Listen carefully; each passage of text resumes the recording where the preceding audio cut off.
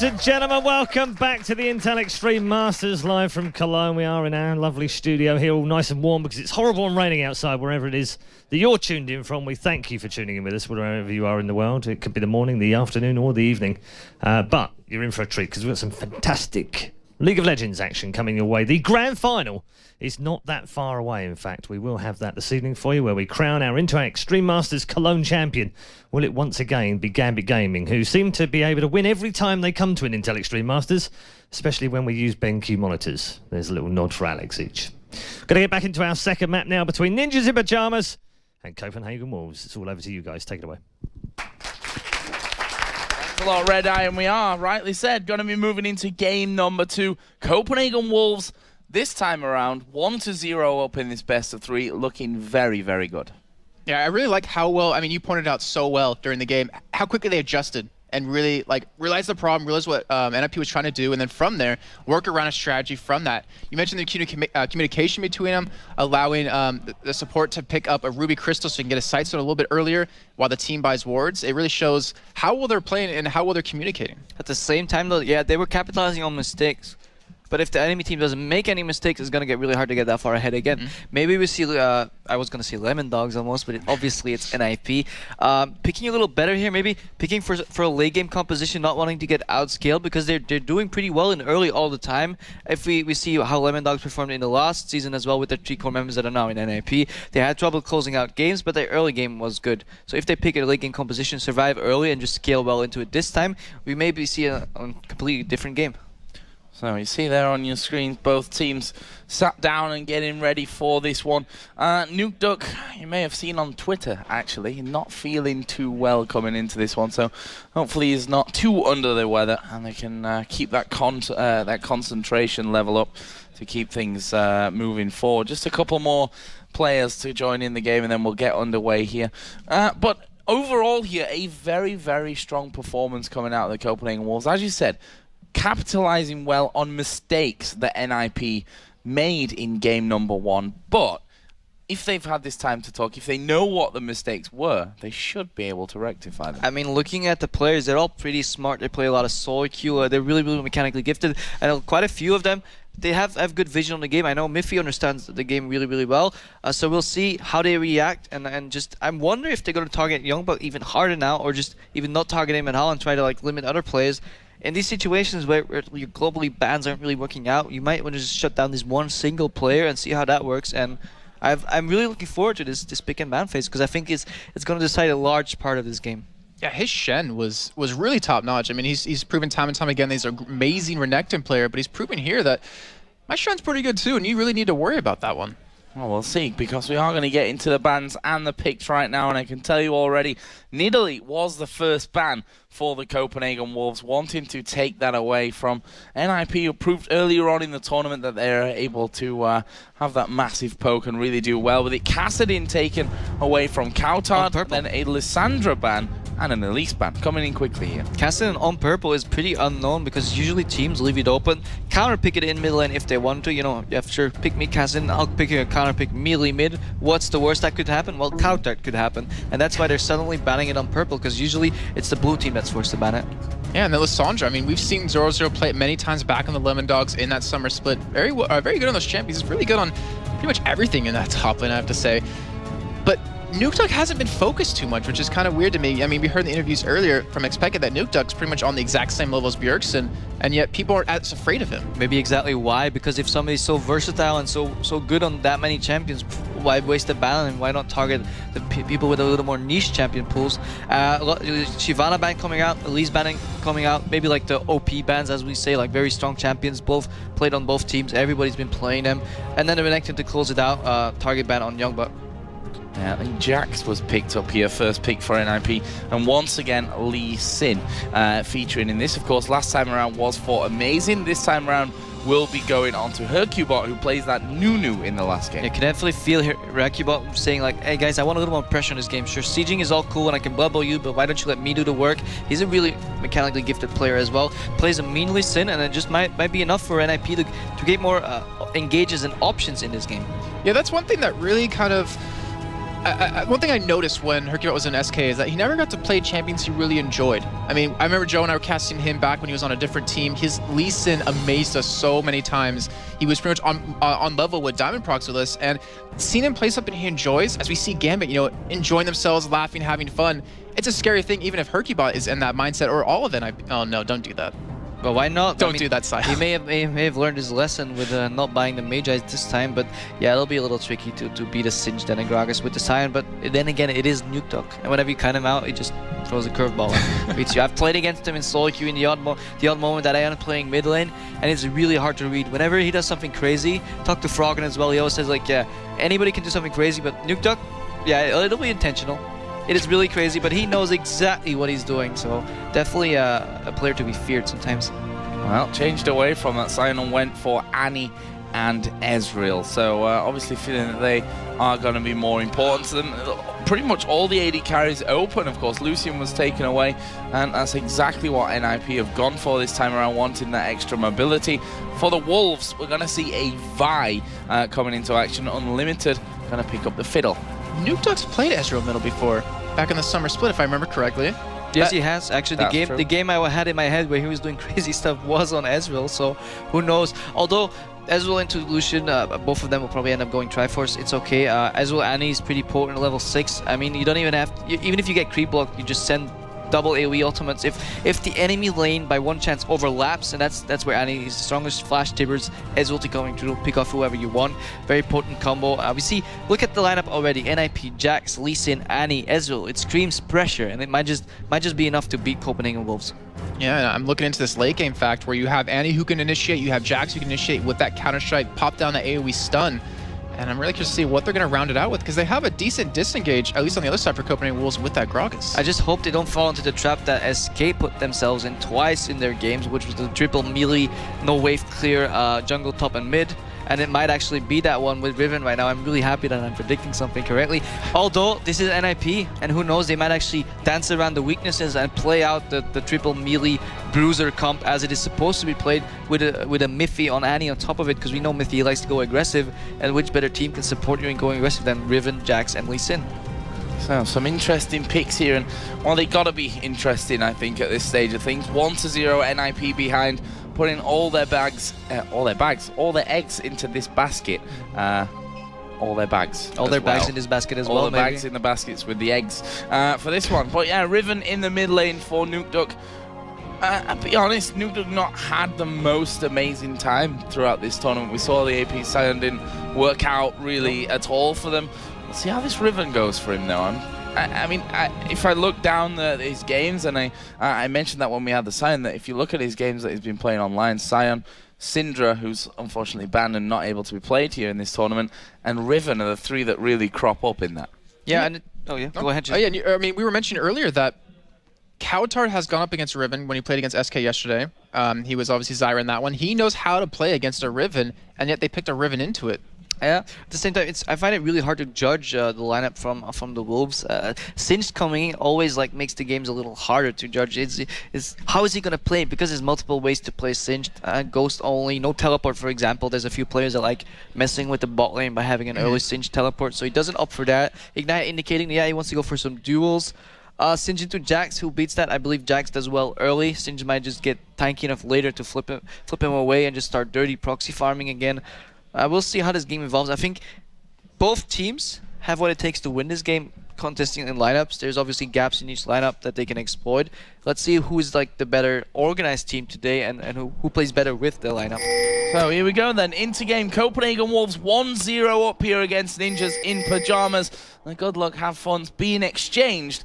And we're going to see exactly how this one all folds out, whether Ninjas in Pyjamas can get one back, or whether Copenhagen Wolves will take the $17,000 for first place. Let's start comparing these level 1s as well, Jason. At one point we have the Jax and the Annie coming out, followed by Riven. Very potent level 1 on the side of the NIP, but Copenhagen Wolves has something to offer as well. Yeah, we saw some pings coming out already where I'm assuming they want to put some wards down or something like that to really kind of control something, but Mithy, with those 4 green wards, doesn't have the pink yet again. I'm assuming they're not going to try to go for a 2v1 mid when you have a Riven and a Gragas matchup, and I'm looking at NIP's lineup as it gets later in the game, and to me it feels like if they get on top of Copenhagen Wolves, they're going to win a fight.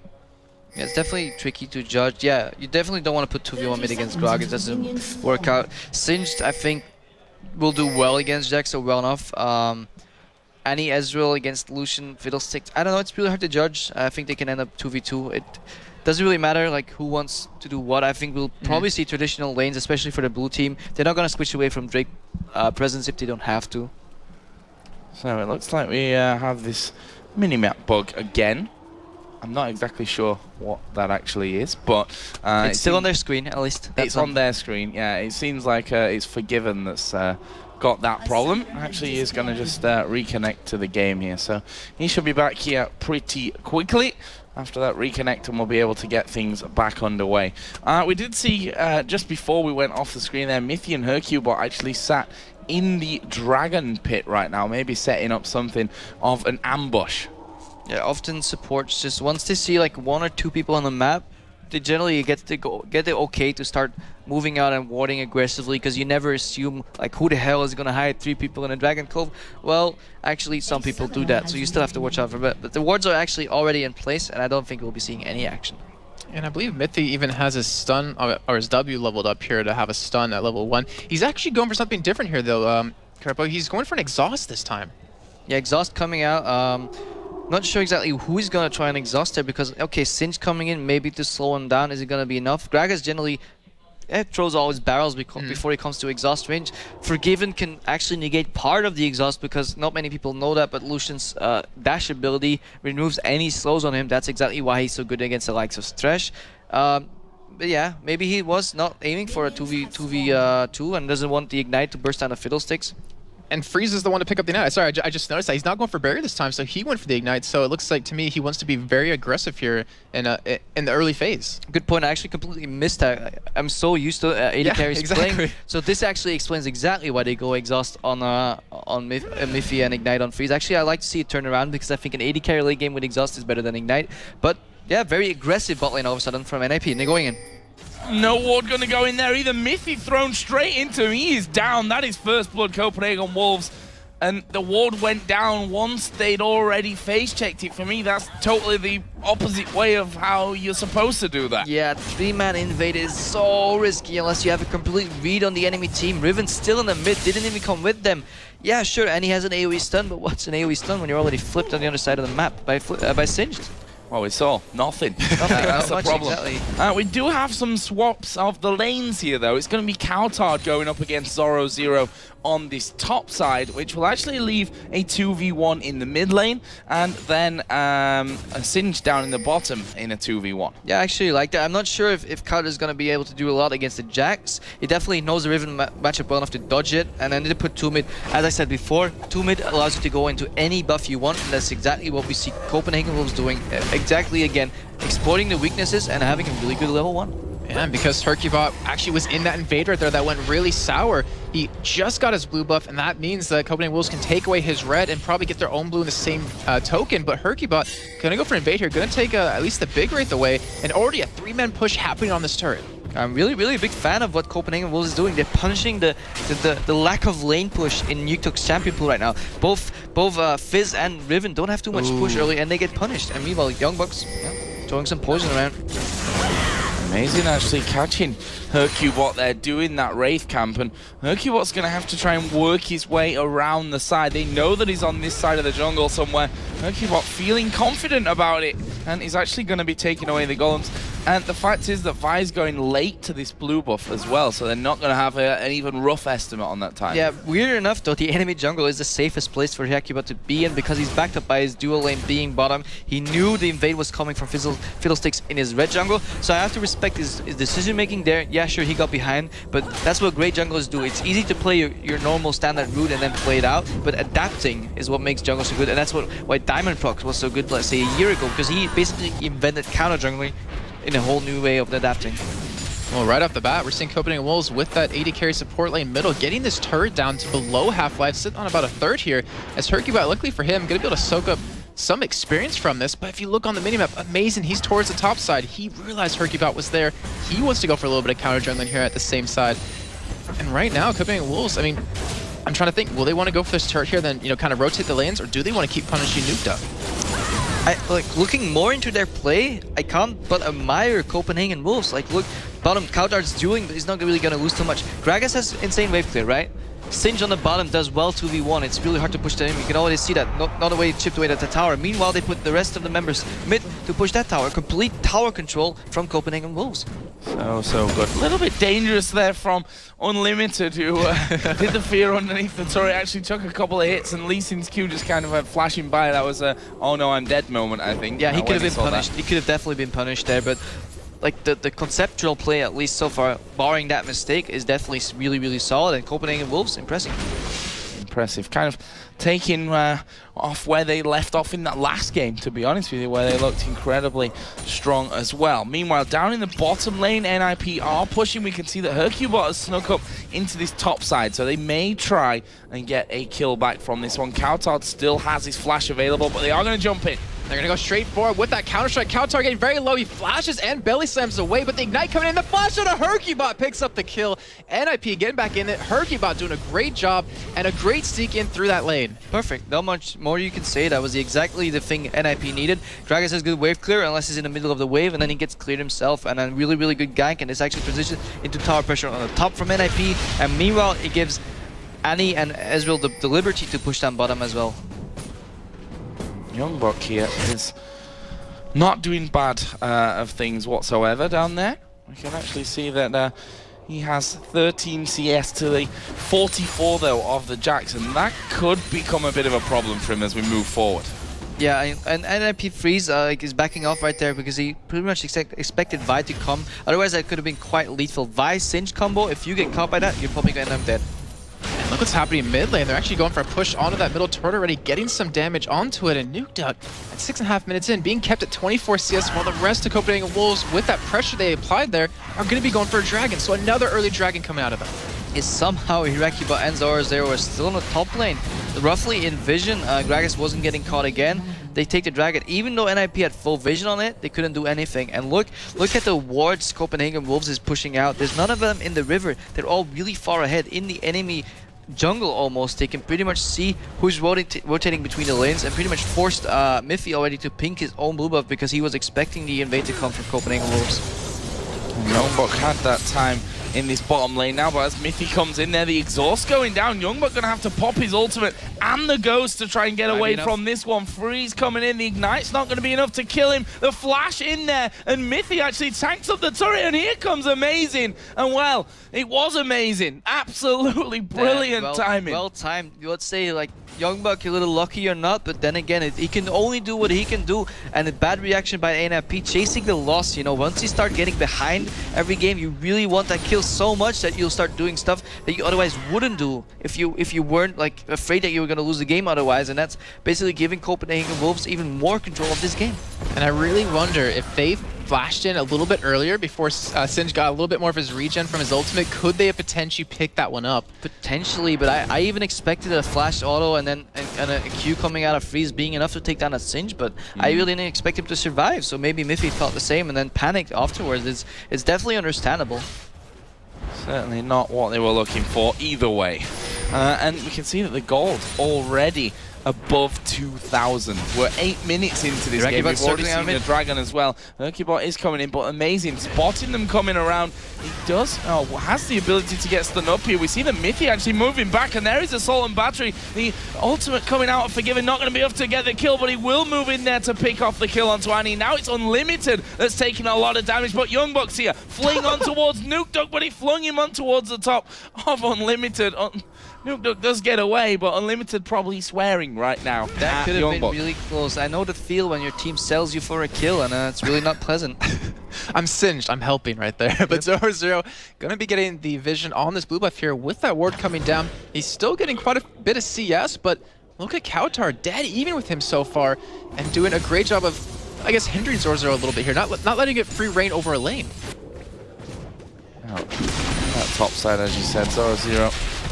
He's going to have the help of Hercubot if he needs it here, but actually I saw Kautar just backing away, getting himself some wards down, and we'll drop into that blue buff, and get himself that, as Amazing helps him start off. No one really close to hinder that process and stop it being picked up by the Wolves. And this is where Copenhagen Wolves actually scale a little better in terms of item builds. Already Sidestone finished on Fiddlesticks. Actually engage on mid. And is he gonna work? Not too much actually. That red buff though. Yeah, red buff, some poke. I mean, I just want to leave the opportunity to start shouting about these amazing Riven plays, but they're not quite coming out. But as I was saying, Miffy currently forced to buy just wards. Only has wards. Compared to Unlimited, always a Sidestone. He's going to be pushing out cheaper wards every time, and if that keeps happening, if the pressure keeps going on NIP, we'll see Miffy stuck in a Tabe scenario at Worlds where he finishes the game with only boots and wards. Top side, Zoro Zero just trying to pressure Counter, but actually Counter throwing the ulti at him there. He's going to belly slam him as well. Zoro Zero popping his ultimate, but that's not really going to get him anything. As we see the barrels coming out there, Counter just has a bit of a drink. He's got that blue buff, so can afford to be spamming out. Meanwhile, 3-man push again on mid, and again it results in a tower going down. And this is something you touched on, Crepo, in last game, is that we saw Copenhagen Wolves send their AD carry support middle to stop that push onto the turret. But in the meantime here, NIP, instead, they keep them bot lane, they keep Singe there, but they lose their middle inner turret at 10.5 minutes in. Yeah, definitely. Annie going mid alongside Riven could have been enough to actually give Free some levels and try and outpoke the Singe, because Singe is simply getting too strong. They have a hard time pushing him in. They didn't dive him early. They might choose to dive him now, as we see Hiraki grouping out in bottom. And actually Riven maybe rotating alongside him even. Actually forces him out of lane there, and they trade the towers. I think that's fine for the Wolves at this point, up 3-1 now in towers, and they're going to keep pushing that top lane through. In fact, Unlimited is coming up there. They're going to have 3 men to bash away on this one. Zoro Zero is at full HP, but that can be changed very, very quickly with Gragas' ultimate coming off cooldown in a sec. Yeah, Vi waiting in the wings. They know actually that the NIP just pushed down bottom turret and base, so they're respecting the amount of people that could come potentially out of the base, and they're backing off, waiting until all those 5 dots show on the map again, and if you count 5, then you can start pushing again. Not to mention how hard it is to dive a Jax with that Counter-Strike ability, but they should be able to do it with 3 people. Youngbuck, like you're saying before, getting very farmed right now. 60 CS to the 54 of his counter opponent. I don't know exactly how you want to call it, but he is beating the mid laner currently. Hasn't built up any items just yet, but he's surviving his lane. He's being a nuisance, and that's, I guess, a really key point about him. If NIP wants to fight back, they need to take down a top turret before Dragon spawns. Dragon spawns in roughly 45 seconds. It's going to be really hard, but if they can do that somehow, they could get back the advantage. Otherwise, they just have to wait and let the wave be really long on top lane and don't farm it, but they have to contest this Dragon. Even more gold in the hands of Wolves might be too much. Well, Hercubot is on that bottom side. Miffy does have a ping ward as well to be putting down on the Dragon itself. We can see there's a lot of wards in the enemy jungle here put down by the Copenhagen Wolves, so they're going to spot all that activity moving in. And in the end, Miffy didn't put the ping down, so that means they've got literally no vision of that Dragon area. And look at that Ruby Sidestone against just a Ruby Crystal. You can see the advantage in gold already on Unlimited, and it's even more efficient gold being spent every time, and it's just going to scale better and better and better until Miffy can finally catch up. It seems like, if anything, NIP keeping Copenhagen Wolves on their side of the map is at least making those wards not too useful, but Amazing going to be coming in for freeze here. Not quite got the range. Not quite got the range to lock him down from that one, and didn't really have the rest of his team there to push through either. Dragon, though, has now spawned in, and we can see that Amazing already going to be moving in onto that one. He's got Forgiven coming in with him. Lee Sin and Jax are both on the top side, and actually they've sent Coutard up there on Gragas to try and stop this turret going down.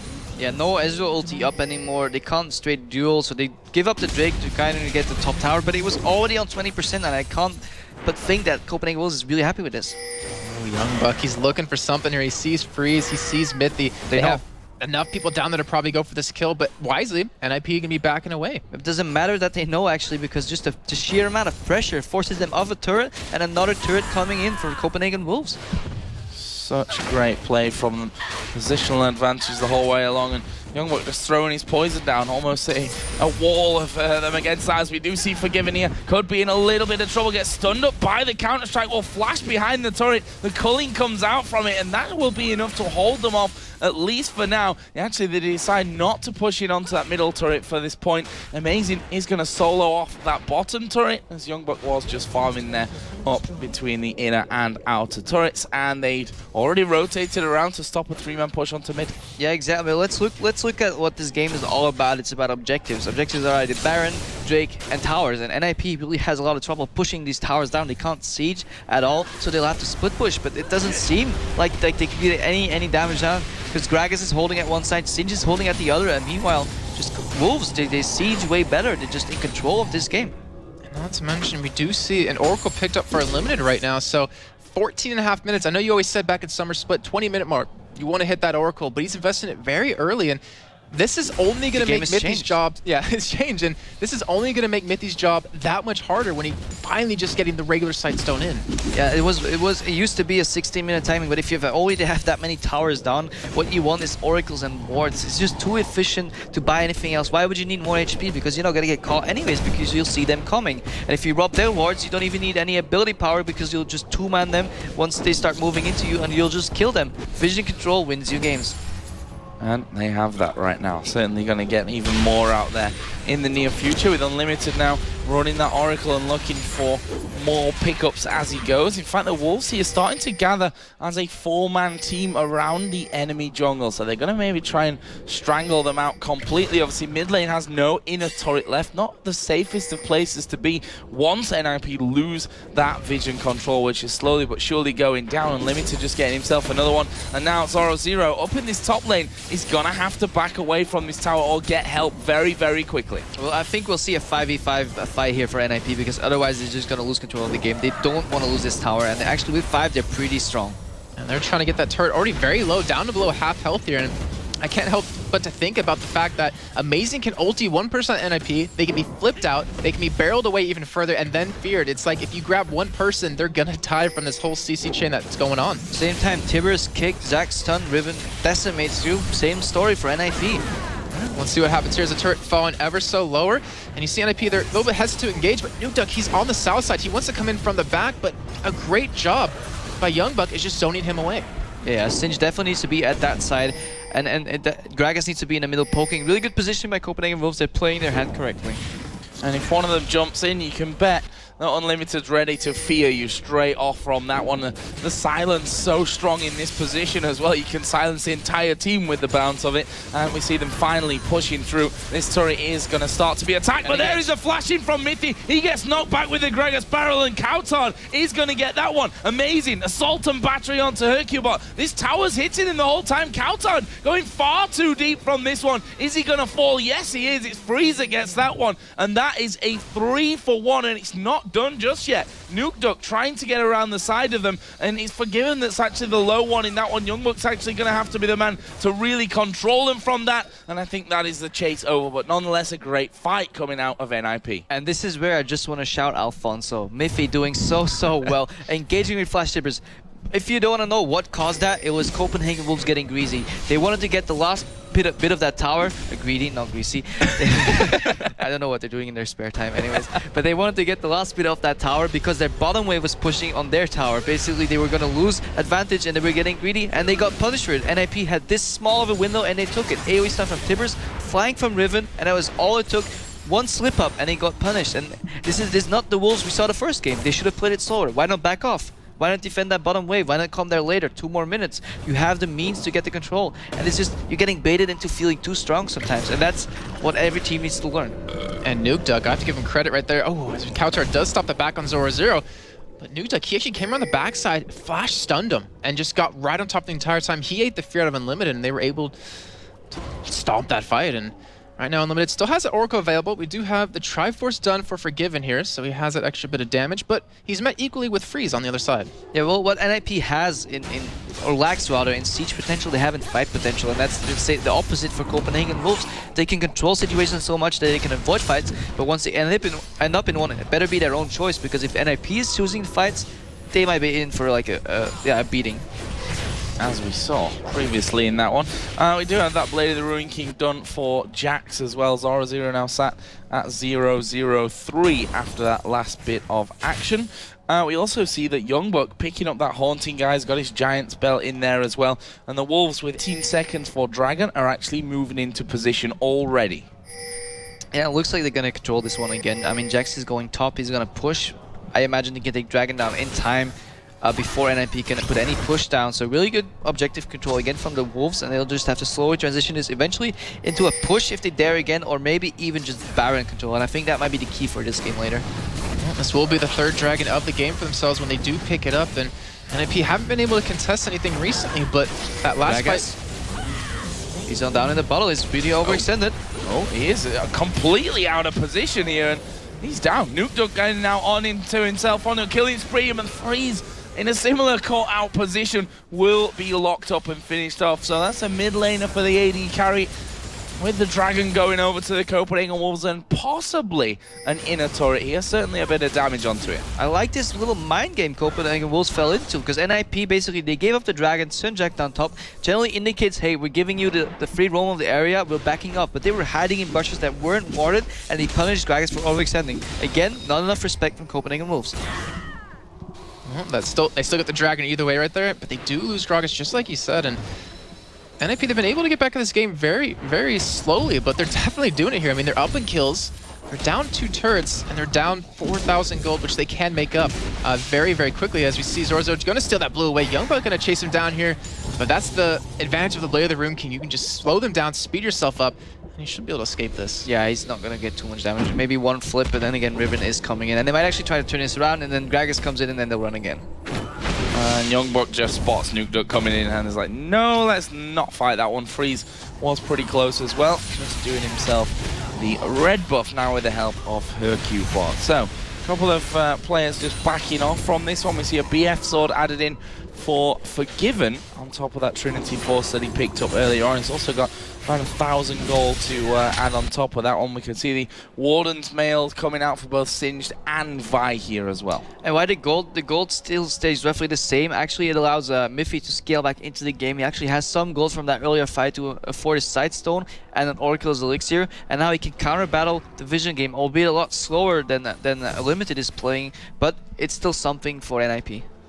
And you were talking about Baron a little bit earlier when we were talking about Dragon, and it looks like they potentially want to bait it out here. 21.5 minutes in, so relatively early Baron, but face checking.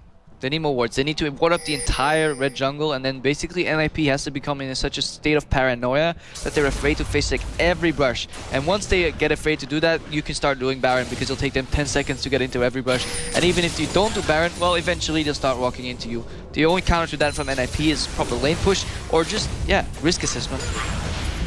Risk assessment, and they're trying to get back into their own jungle as safely as they possibly can here and clear out, place their own wards while they go. Hercubot obviously able to reveal there. That's one thing that certainly works in their favor. Throw that Q out and check those bushes before, well, doing what they did at level 1 in this game, and just face checking them. Brush check is really important when face checking these brushes. Ezreal can do it, and Hercubot can do it on Lee Sin as well.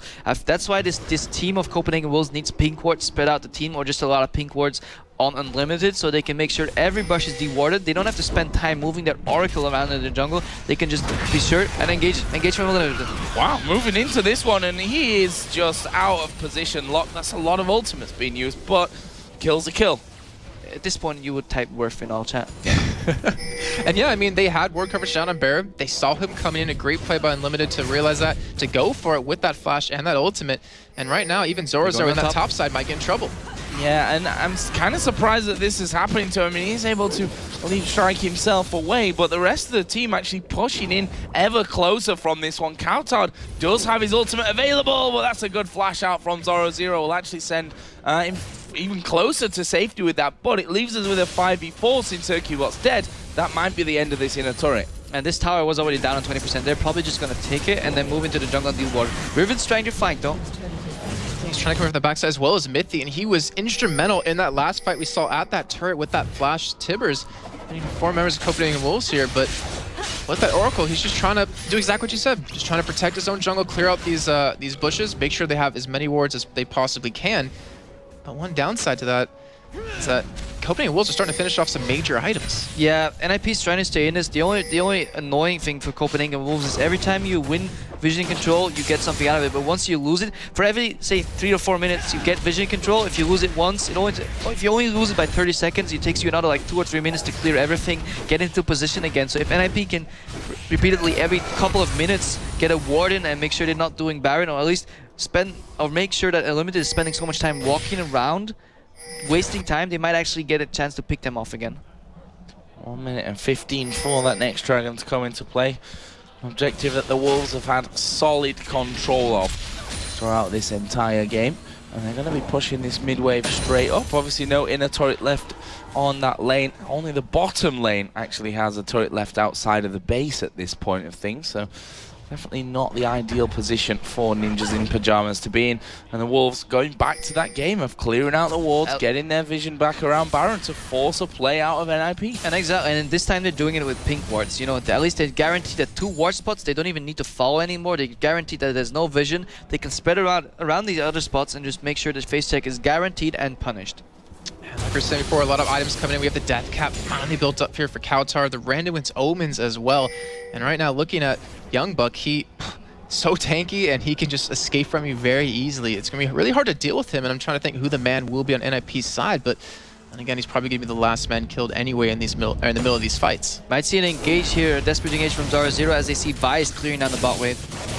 Well, Nukduk is actually doing the Wolves at this point, so if they are going to do that, he probably wants to get himself a little closer. He is headed towards that bottom side to stop Amazing pushing too far. The Culling coming out there from Forgiven. That'll push that lane all the way back here. And with Dragon now live, the Copenhagen Wolves have positional advantage. Yeah, exactly. They push down mid and then go to Dragon. Good rotation, not blindly going for the Drake, and hopefully predicting where NIP is coming from. We could see an engage coming out of NIP here momentarily as Mithy was on the top side of them, but they're going to still lose on the Dragon either way. It looks like they're trying to go for a push on the middle, but doesn't matter. The Dragon's done. Copenhagen Wolves are start returning here, and it might be their opportunity to go for a fight if they want. Yeah, but they're not on the same page. Look, Riven was like, okay guys, I'm in a position for a flank, and then Hirakibot was somewhere in the middle. Was like, yeah, okay, if we're going in for the pincer, I'm ready. And then meanwhile, Freeze and Annie were in the middle, like, nah, like let's not fight, let's just push mid. And it is this like not being organized and not being structured just ruins any potential of a counterplay. If we saw the Wolves for game 1, you're doing X, we'll go Y because we know it's the counter. Blue buff going to be gifted over towards Gragas. We just saw the red going on to Freeze, who actually has both buffs circling him right now, and a quick shopping trip here because we see almost 500 gold on the support player. And that's another Oracle for Mithy. I just want to point this out. Copenhagen Wolves have beaten SK already yesterday. They beat Muture Makers in the qualifiers 2-0, and now they're potentially on the verge of beating NIP. That means that's the point that we made at the start of the game, right? Who in their right mind is going to pick Copenhagen Wolves after this tournament to play against them in promotion? Even if Mim is in their right mind, they probably end up choosing them anyways because they have nobody else to choose. Exactly. It's very dangerous at that point. Them.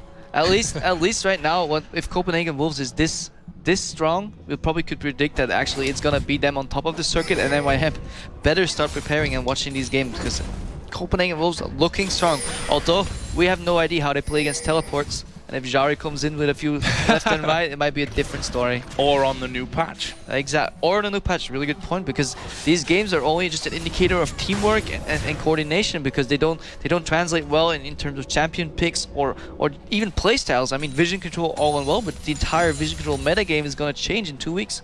And that's all still being worked out, so we can't even give a guess, I think, on how that one is going to be moving forward.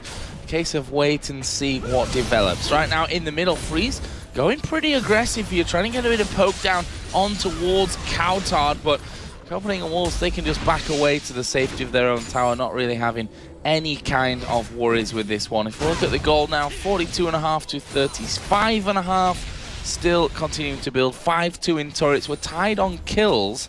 And 4 of those kills right now for the Wolves are with Amazing on Vi, but we're getting to that stage where they're getting enough gold coming in anyway that, you know, those kills are going to start to distribute. Yeah, actually, I'm not the biggest fan of what Wolves is doing here. Hopefully they can actually get the tower they're pushing right now, but otherwise I would have liked to see an extra Oracle coming out of, or maybe Vi, and just go for the double Q and actually rotate that Baron, because now they're just trading turrets, and maybe even go for a sick base race.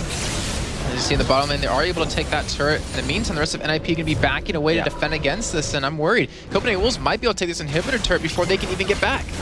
Yeah, it's going to be close, that's for sure. No one got home guards at this point, and it's gone. Yeah, Barrel is down there to zone. Nukdog straight out of things Talked about that a little bit earlier on. The Wolves take the turret, but there's Mithy flashing in. The barrel will knock them all back. Nukduk's gone right in the middle, and he gets shut down. And now the Wolves want to play ball. They go straight in there. Mithy has to back off. We saw Hercubot going very low. Unlimited just trying to zone them away from this inhib. Gonna be taken the first one of the game here for the Wolves. And meanwhile, on the top lane, both Singed and Jax are respectively tabbing back in and out of that lane to see who's winning that fight, and it was Copenhagen Wolves taking down the inhibitor, and this might be actually the little push they need to just get the Nashor. Oh, Youngblood trying to run away here. He does get slow, but the ghost is popped. He's going to be able to escape this. And, you know, look at that last fight. If you were to compare the two people who weren't there, who benefits more, or what team benefits more from having that person there, it's got to be NIP. You need that Jax. You need the damage. You need the control. And the Singe, I mean, he's just going to run around and be a nuisance. Yeah, you need the follow-up pretty much. Like, the only way NIP is going to win a fight is 100-0, see hero, kill her, Gambit style, and CC chain, and Jax is not there, and that's... Again, Youngbuck is really playing well. Even if he's not in those fights, he's probably even the deciding factor. Yeah. Him not being in fights also means that Jax is not in the fights as well, which is probably the more important factor in all of that. We do have more items on their way because Gragas has almost 3,000 gold to spend right now to add into that Theme's Unholy Grail and the Rabadon's Death Cap. We've also seen the Glacial Shroud being picked up by Singe, so overall everything flowing the way of the Copenhagen Wolves, and again they're going to start that ward control war once again on the top side of the jungle of NIP. I would still like to see more pink wards or an additional oracle to speed up that process. It's not really needed, but it's probably advised because I think it's the best efficient gold spent for the Wolves here. But then again, it's their own playstyle. They can do whatever they want, but they're probably going to secure this Baron in the next 4 minutes. Well, it looks like they're going to have a go at Youngbuck from this one, but honestly, is he the target to be throwing all your stuff at? Probably not, and we will see Hercubot go down. Youngbuck's only just hit half HP right now, as look at the damage onto Nukduk. He goes down quickly.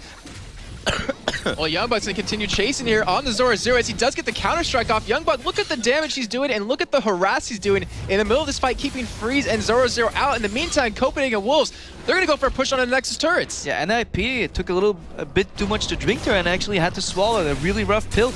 Youngbuck completely flipped that one around. Yeah, I died just as much as NIP, I think, during that fight. Zoro Zero's going to be finished off here as well. He's trying to put down as much damage as he possibly can. Freeze trying to hold on to things as the culling comes out, and Forgiven flashes in there. Freeze gets to the back of the fountain, but to be honest, this game's over. The Copenhagen Wolves are going to smash down the Nexus turrets. The Nexus will follow, and they win the amateur tournament here at the Intel Extreme Masters Cologne. Pick up the $17,000. Look so incredibly good. And I lied. They weren't going to secure that Nashor in the next 4 minutes. Nope. Game's over. And if you look at it, in, you know, just the upcoming weeks, they win the tournament, they get this momentum coming into the group stages of the LCS promotion tournament.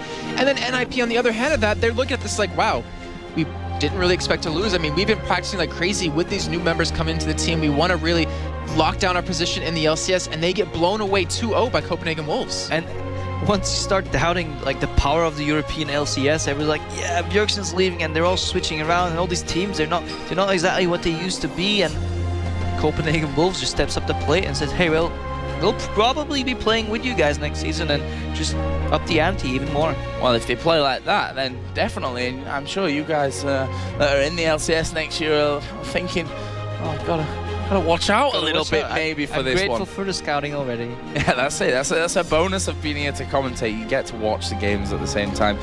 But from Copenhagen Wolves side, the champions of the amateur tournament, and it's hard to call out one outstanding player on their team. Youngbuck has had an amazing tournament. Amazing's impact from the jungle has been incredible. Forgiven, the new AD carry to come in to replace Reckless, not skipped a beat.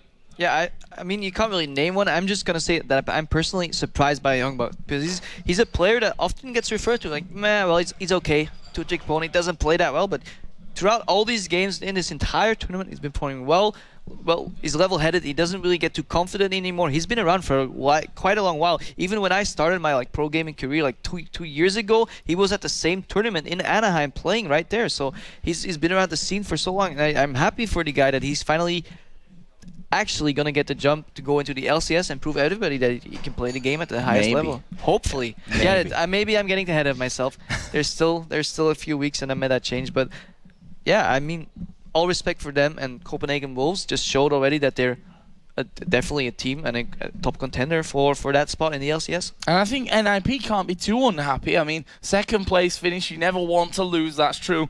But coming in with a brand new roster, a big shift in players that they've had, they beat TCM, who are another on the amateur circuit, on the challenger circuit, an incredibly strong team that have been together for a long time. It's hard to fight against that stability when your team's only a few weeks old. I think it's even a kick in the ass for them. They realize, we can't take this amateur tournament, or not the amateur tournament, sorry, the promotion tournament lightly. Obviously, you shouldn't do that anyways, but to realize these teams that are coming into it are pretty damn good. We need to get going. We need to start preparing because, like you guys are saying, it's on the 3.14 patch. It's a completely different game. Yeah, we just had Alex Mueller from SK Gaming as well talking about it. Yeah, winning is always good, but losing teaches you more. And if anything, NIP is only here to learn more about their weaknesses and their strengths, and hopefully they can take it on forward.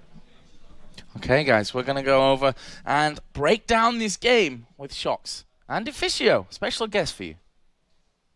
Hello there. Not quite Shocks. Thank you, Joe. You're just getting me back for earlier, aren't you? I know. So, Deficio, do you feel you just learned a lot from losing that game 2-0? That's a hard one, but well, we know Copenhagen was really good. This one's a bit annoying. We know they're really good. We respect them, but also we learned now that our level 1 tactics need to improve. That was terrible, and yeah, I know. We need to watch the replays, watch the mistakes we did, and then move on. And it can't feel too good because the added bonus is that it was the Copenhagen Wolves. It was your old organization. Was there a little bit of rivalry in the background there between management? Not at all.